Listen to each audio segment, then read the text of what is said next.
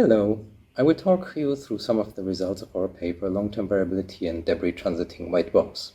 Before going into the details, I'll start off with the solar system. In the solar system, we have 4 rocky planets going around the Sun. That's Mercury, Venus, the Earth, and Mars.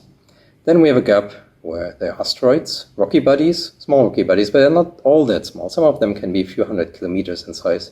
And then we have the 4 gas giants further out in the solar system.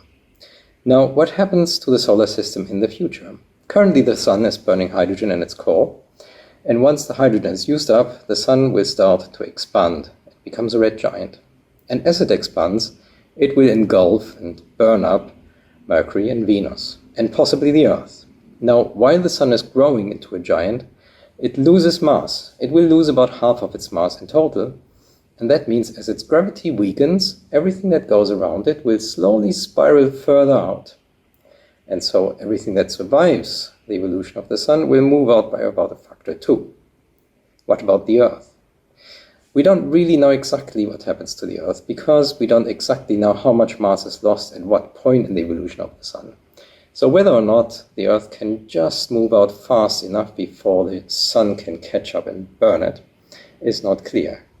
But whatever, the Earth will lose its atmosphere and its ocean and will not be a very nice place to live on. Okay, so in the future, 5 billion years from now, the Sun will contain a white dwarf in the center, and it will have at least one rocky planet going around it, Mars, and asteroids and the giant planets further out. Now, we know lots of white dwarfs in the galaxy. They may have had planets in the past, and many of them still have planetary systems today. What will happen in those systems? So we expect that they have a mixture of rocky planets, maybe asteroids, some moons, and giant planets. Every now and then one of those giant planets, because it has a larger gravity than the smaller bodies, will nudge one of the smaller bodies to move onto a trajectory which brings it very close to the white dwarf. And the white dwarf has a very high gravity near its surface.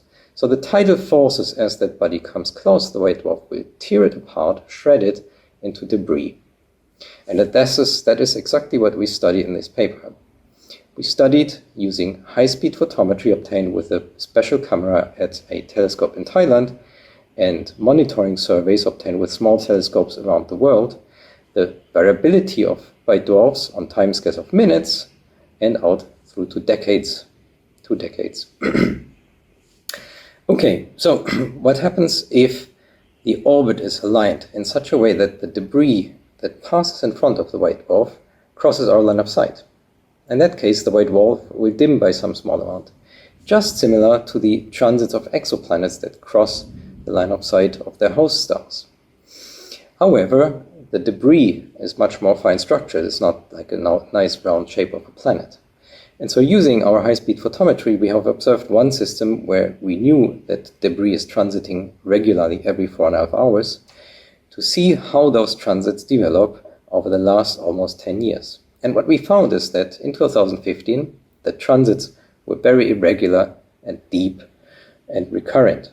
So with time, the transit depth and shape and the number of transits has decreased to a degree where today there's hardly any activity seen in the white dwarfs.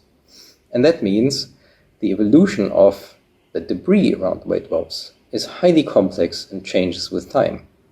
In a second system which we studied, where transits have been only found 2 years ago, and the material is going around with a period of 9.9 hours, we went back using the photometric surveys, and we found that around 2012 the system faded overall, and it stayed dimmer by quite a number of years.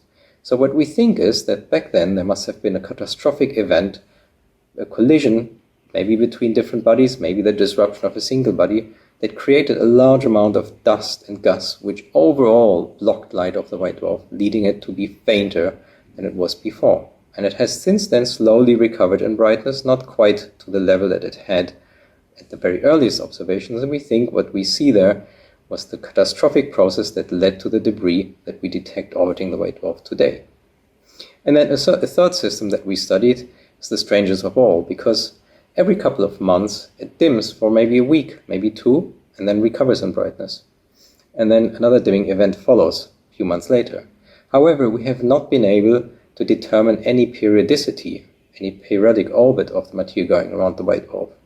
So what we imagine is that we have clouds of debris with fragments of different sizes that pass in front of the white dwarf on a highly eccentric orbit.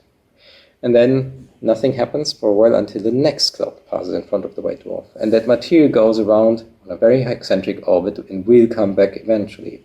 So we will keep studying that star, and we'll hopefully, with time passing, we'll be able to determine on what period the material goes around it. So in summary, using a combination of high-speed photometry obtained with a special camera in Thailand and the long-term monitoring with small telescopes placed around the world, we have shown that the evolution of material rocky bodies entering into the gravitational field of the white dwarf, being torn apart by that gravity, is extremely complex, extremely variable, and we hope that our results will help theorists developing a better model for the what we call tidal disruption of these bodies, and we will of course carry on these observations to get a deeper understanding of how these three systems evolve in time into the future.